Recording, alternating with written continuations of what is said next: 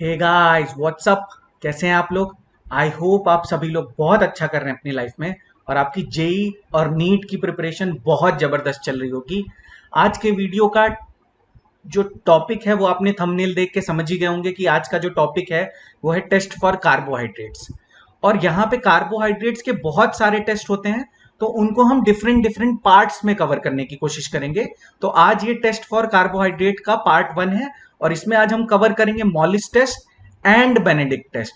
तो जो Molisch test होता है ये बिल्कुल जनरल टेस्ट होता है फॉर ऑल द कार्बोहाइड्रेट्स, और जो बेनेडिक्ट टेस्ट होता है ये होता है डिस्टिंग्विश करने के लिए रिड्यूसिंग शुगर को नॉन रिड्यूसिंग शुगर से। ठीक है, तो ये जो वीडियो होने वाला है वो जेई मेंस वालों के लिए भी बहुत इंपॉर्टेंट है और नीट वालों के लिए भी बहुत इंपॉर्टेंट है।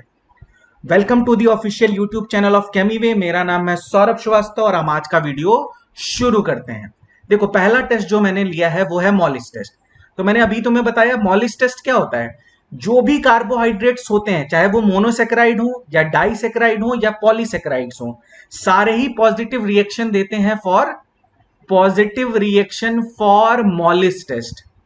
अच्छा, मोनोसेक्राइड का मतलब जिसका फर्दर हाइड्रोलिसिस पॉसिबल ना हो। ठीक है, सिंपलेस्ट यूनिट होती है कार्बोहाइड्रेट्स की।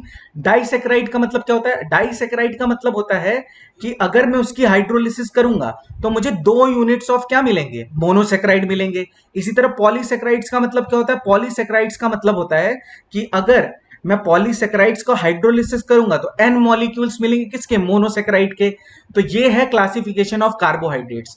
तो जितने भी कार्बोहाइड्रेट्स होंगे वो सारे ही पॉजिटिव टेस्ट देंगे फॉर मॉलिस टेस्ट। ठीक है, पहली चीज तो ये समझ में आनी चाहिए। दूसरी चीज ये है कि मॉलिश रिएजेंट होता क्या है, पहले वो लिख लेते हैं। मॉलिश रिएजेंट क्या होता है? देखो, मॉलिश रिएजेंट होता है अल्फा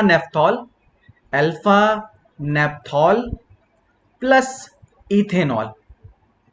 ठीक है, इथेनॉल में हम अल्फा नेप्थॉल को मिक्स कर देते हैं। अच्छा, अल्फा नेप्थॉल क्या होता है? देखो, बेंजीन की 2 रिंग को अटैच कर दो और फर्स्ट पोजीशन पे, मतलब या तो यहां या तो यहां पे लगा दो तुम OH ग्रुप।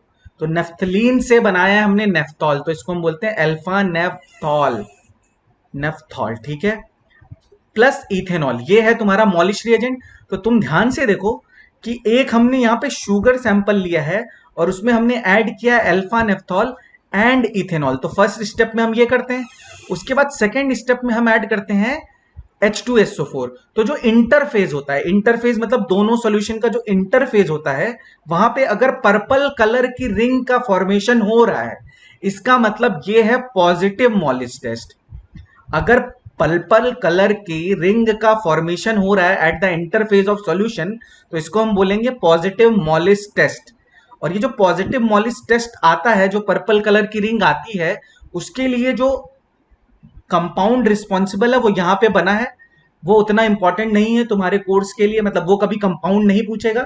ठीक है, तो तुम्हें ऐसी बस ये याद रखना कि मॉलिस टेस्ट में हमें पर्पल कलर की रिंग का फॉर्मेशन अगर मिलेगा तो हम समझ जाएंगे कि ये एक कोई कार्बोहाइड्रेट सैंपल है। अगर नहीं मिलेगा तो फिर हमें कोई फर्क नहीं पड़ता है। अब इसका प्रिंसिपल देखते हैं क्या है। देखो, इसमें साफ साफ लिखा है कि जो कार्बोहाइड्रेट होगा उसका डिहाइड्रेशन हो जाएगा बाई सल्फ्यूरिक एसिड, और एक कंपाउंड बनता है जिसको हम बोलते हैं फर्फ्यूरल। वो अभी मैं आगे दिखाऊंगा।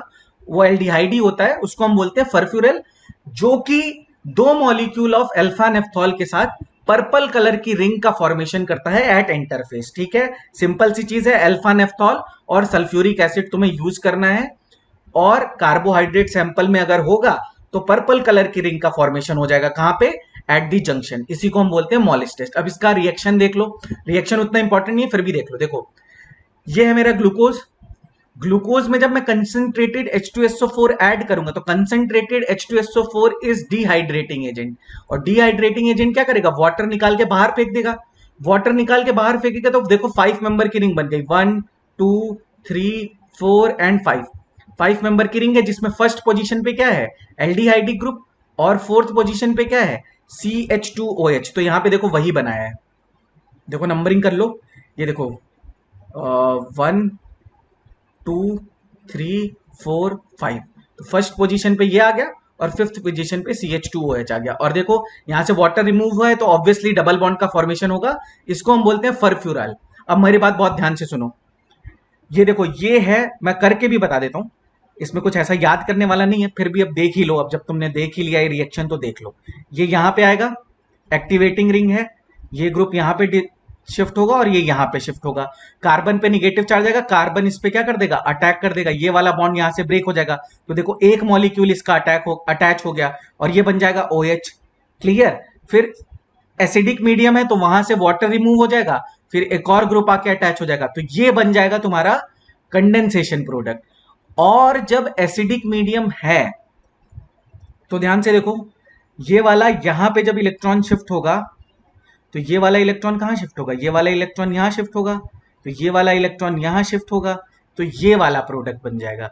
और इसकी वजह से होता है पर्पल और वॉयलेट कलर। इसकी वजह से क्या होता है, इसकी वजह से होता है पर्पल और वॉयलेट कलर। ये बस देख लो, ये उतना इंपॉर्टेंट है नहीं, फिर भी तुम्हें समझ में आना चाहिए ना कि क्यों हुआ है ऐसा। तो ये पर्पल वॉयलेट कलर का क्या होता है, पर्पल वॉयलेट कलर का कॉम्प्लेक्स होता है। ठीक है। इसी तरह फिनोफ्थिलीन भी ऐसे ही फॉर्म होता है। ठीक है, वो भी कंडेंसेशन प्रोडक्ट है। वो भी क्या है, वो भी कंडेंसेशन प्रोडक्ट है।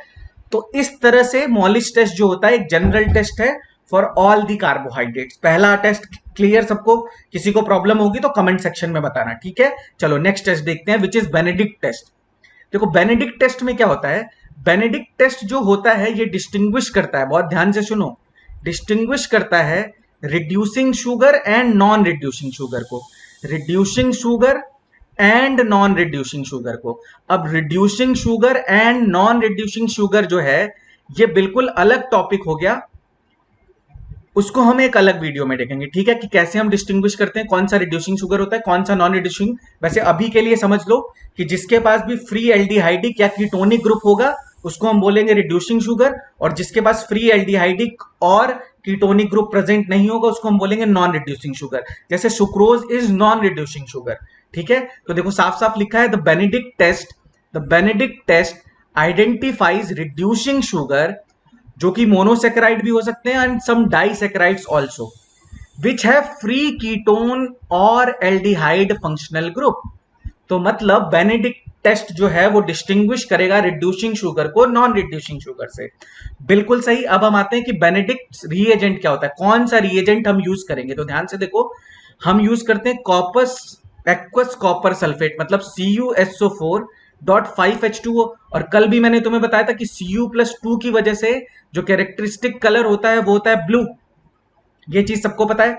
सोडियम सिट्रेट, देखो सोडियम सिट्रेट का फॉर्मूला मैंने यहां लिखा है, देखो इसमें 6 कार्बन है, 1 2 3 4 5। अच्छा, जैसे मान लो इसको हम बनाएंगे कैसे, ये तो फॉर्मूला तो याद रहेगा नहीं। तो देखो जिसको भी ये फॉर्मूला याद रहेगा वो डिग्री ऑफ अनसैचुरेशन निकाल के इसको बना सकता है। और जैसे यहाँ 3Na+ है तो ऑब्वियस सी बात है कि 3 COOH ग्रुप तो होगा ही होगा। ठीक है, तभी तो एसिडिक बेसिक रिएक्शन होगी। तो ये है तुम्हारा सोडियम सिट्रेट। और एक होता है तुम्हारा सोडियम कार्बोनेट, मतलब Na2CO3। तो Na2CO3 जो है ये एल्कलाइन मीडियम प्रोवाइड करता है। अभी उसका रीजन मैं बताऊंगा क्यों एल्कलाइन मीडियम प्रोवाइड करता है। ठीक है, ये चीज तुम्हें पता होनी चाहिए। ठीक है, अब देखो क्या होगा, जिसके पास भी फ्री एल्डिहाइडिक, तो बेनेडिक्ट रिएजेंट जो है एक तरह से ये माइल्ड ऑक्सीडाइजिंग एजेंट है। ये क्या है, माइल्ड ऑक्सीडाइजिंग एजेंट है। तो इसकी रिएक्शन देखो, जहां पे भी फ्री एल्डिहाइडिक ग्रुप होगा तो ये तो बेटा कार्बोक्सिलिक एसिड में कन्वर्ट हो जाएगा। एक चीज यहां पे और ध्यान रखना कि क्योंकि ये एल्कलाइन मीडियम है तो यहां से H+ रिमूव हो जाएगा। और Cu+2 किस में कन्वर्ट हो जाएगा, Cu+2 Cu+1 में कन्वर्ट हो जाएगा, क्यूप्रस ऑक्साइड में। और क्यूप्रस ऑक्साइड का जो कलर होता है वो ब्रिक रेड प्रेसिपिटेट। तो तुमने पढ़ा भी होगा कि जो बेनेडिक्ट टेस्ट होता है, जैसे टॉलेंस टेस्ट होता है, फेहलिंग्स टेस्ट होता है और बेनेडिक्ट टेस्ट होता है, ये हमने एल्डिहाइड और कीटोन वाले चैप्टर में भी पढ़ा था। तो बेनेडिक्ट टेस्ट जो होता है ये एक तरह से एल्डिहाइडिक ग्रुप के लिए हम यूज करते हैं। ठीक है, बेनेडिक्ट टेस्ट जो है वो हम एल्डिहाइडिक ग्रुप के लिए यूज करते हैं।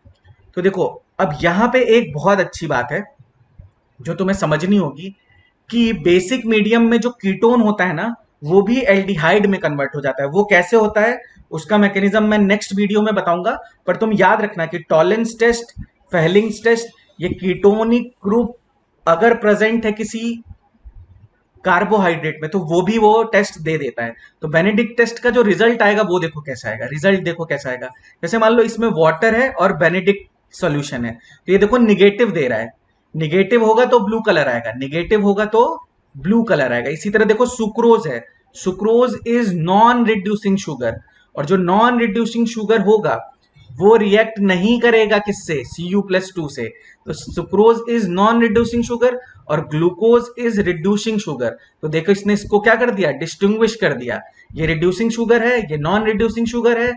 और यहां पे बेनेडिक्ट जैसे ही ऐड करोगे तो ये देखो ब्रिक रेड प्रेसिपिटेट का फॉर्मेशन हो गया, ब्रिक रेड प्रेसिपिटेट का फॉर्मेशन हो गया। तो यहां समझने वाली बात क्या है, यहां पे दो चीज समझने वाली है कि Benedict test is used to distinguish, बहुत ध्यान से सुन लो, distinguish reducing and non reducing sugar, reducing and non reducing sugar. और तुम्हें रिजल्ट याद होना चाहिए, बस इतना याद रखो तुम्हारा काम हो जाएगा। तो Cu+2 जो होगा वो किस में कन्वर्ट हो जाएगा, Cu+1 में, ठीक है। और ये किस कलर का होता है, brick red, brick red precipitate, clear. तो यहां पे अगर मैं एल्डिहाइडिक ग्रुप लूंगा, फ्री एल्डिहाइडिक ग्रुप, तो वो किस में कन्वर्ट हो जाएगा, तो वो कार्बोक्सिलिक एसिड में कन्वर्ट हो जाएगा, RCOO-, ठीक है। ये चीज सबको समझ में आ गई। मैंने एक बात और बोली है कि देखो फ्रक्टोज में वैसे तो क्या होता है, कीटोनिक ग्रुप होता है, पर वो भी ये टेस्ट देता है। तो ये चीज तुम्हें पता होना चाहिए कि फ्रक्टोज जो होता है वो क्या होता है, बेसिक मीडियम में वो ग्लूकोज में कन्वर्ट होने लगता है और वो दोनों क्या हो जाते हैं, इक्विलिब्रियम में चले जाते हैं। तो ये मैं तुम्हें बाद में एक मैकेनिज्म होता है इन डाइऑल का फॉर्मेशन, वो मैं बता दूंगा। पर आज का वीडियो मैं यहीं पे फिनिश करता हूं। आज हमने 2 टेस्ट कवर कर लिए हैं, बाकी के टेस्ट मैं अगले वीडियो में कवर करा दूंगा, ठीक है। आई होप ये वाला वीडियो सबको पसंद आएगा। Thank you so much for all the love and appreciation. Signing off, bye bye, thank you so much.